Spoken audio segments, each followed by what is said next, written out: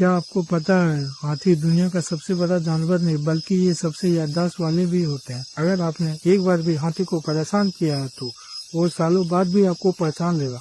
हाथी का दिमाग लगभग 5 किलो का होता है, सभी लैंड एनिमल से भी बड़ा। रिसर्च कहता है कि वो 20 साल पुरानी जगह और ये लोगों चेहरा याद रख सकता है। जब सूखा पड़ता है तो वो पुरानी पानी को 100 तक रास्ते की याद रखकर अपने पुरानी जून के बचाए लेते हैं।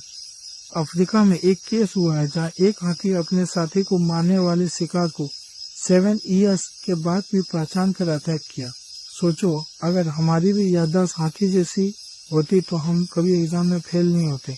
ऐसे ही फैक्ट्स देखने के लिए चैनल को सब्सक्राइब करें और अगला पार्ट तो मिस ना करें।